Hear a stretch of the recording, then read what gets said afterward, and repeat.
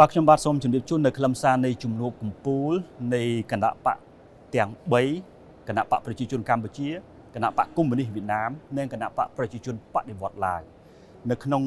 កិច្ចប្រជុំកំពូលនេះសហប្រធានដែលដឹកនាំដោយសម្ដេចតេជោប្រធានគណៈបកប្រជាជនកម្ពុជាឯកឧត្តមតលឹមអគ្គលេខាធិការបកកុម្មុយនីសវៀតណាមនិងឯកឧត្តមថងលួនស៊ីសូលីតដែលជាអគ្គលេខាធិការបកប្រជាជនបដិវត្តន៍ឡាវការប្រជុំធ្វើឡើងនៅវិមាន7មករារាជធានីភ្នំពេញដែលកម្ពុជាធ្វើជាម្ចាស់ផ្ទះនេះជាព្រឹត្តិការណ៍ប្រវត្តិសាស្ត្រសម្រាប់គណៈបកទាំង3ជួបប្រជុំគ្នាសម្រាប់សម្ដេចតេជោដែលជាសហប្រធាន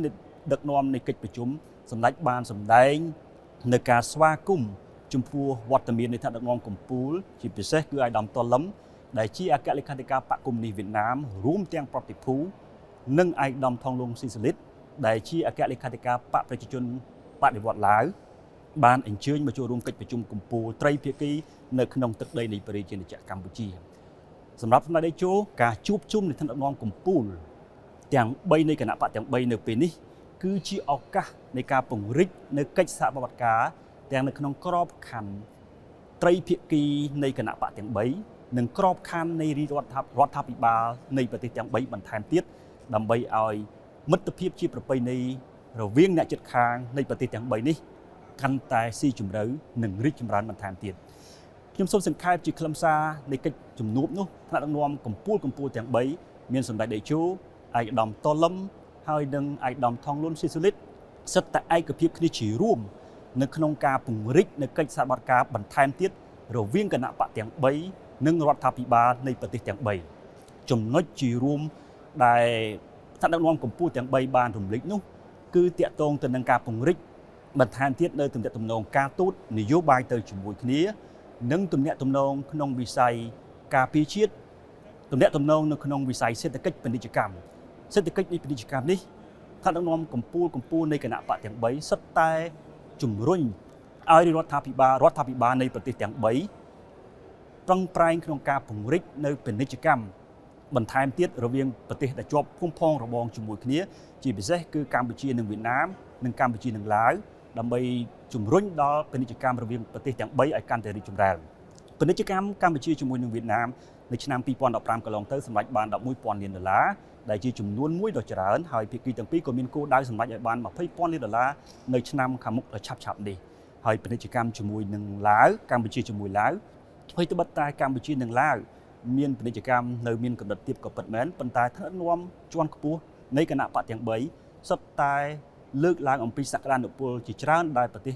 កម្ពុជានិងឡាវអាចធ្វើជាមួយគ្នាក្នុងការពង្រីកពាណិជ្ជកម្មឲ្យកាន់តែរីកចម្រើនបន្ថែមទៀតនៅក្នុងជំនួបនោះថ្នាក់ដឹកនាំកម្ពុជានៃគណៈបកទាំង3ក៏បានជំរុញបន្ថែមទៀតដល់ការកិច្ចសហប្រតិបត្តិការក្នុងការសម្រាប់អ្នកបន្តវេនឲ្យបន្តពួនជ្រុំនៅវប្បធម៌ជាប្រពៃណីនៃការជួបគ្នានៃថ្នាក់ដឹកនាំកម្ពុជាទាំង3នៅក្នុងឱកាសនេះបន្តទៅអ្នកបន្តវេនចំនួនក្រោយទៀតហើយរក្សានៅទំនាក់ទំនងនេះនៅកិច្ចប្រជុំកម្ពុជានេះឲ្យបន្តជានិរន្តរ៍ដើម្បីស្វែងរកឱកាសនៃការពង្រីកនៅមិត្តភាព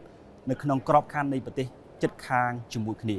ហើយអ្វីដែលជាការកត់សម្គាល់ថ្នាក់ដឹកនាំទាំង3បានឯកភាពគ្នានៅក្នុងការពង្រីក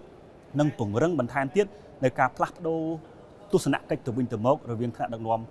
កម្ពុជានៃប្រទេសទាំង3រួមទាំងអ្នកបន្តវេនយុវជននៃប្រទេសទាំង3ឲ្យកាន់តែសកម្មបន្ថែមទៀតផងដែរហើយលើសពីនេះ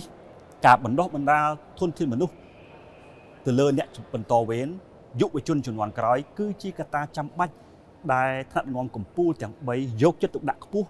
ឲ្យបណ្ដាគណៈបកទាំង3រួមគ្នាបណ្ដុះបណ្ដាលនៅយុវជនបន្តវេនរបស់គណៈបកឲ្យកាន់តែសកម្មនិងមានភាពផុសផុលដើម្បីជាកត្តានៃការរួមចំណែកដល់ការពង្រឹងនៅមិត្តភាពនៃគណៈបកទាំង3ឲ្យកាន់តែស៊ីជម្រៅហើយជាចុងក្រោយថ្នាក់ដឹកនាំប្រទេសទាំង3ថ្នាក់ដឹកនាំនៃគណៈបកទាំង3បានឯកភាពគ្នាក្នុងការជំរុញនៅទំនាក់ទំនងត្រីភាគីកម្ពុជាជាមួយនឹងវៀតណាមកម្ពុជានិងឡាវឲ្យកាន់តែរីកចម្រើននៅក្នុងក្របខ័ណ្ឌនៃការសហការមិត្តភាពជាប្រពៃណី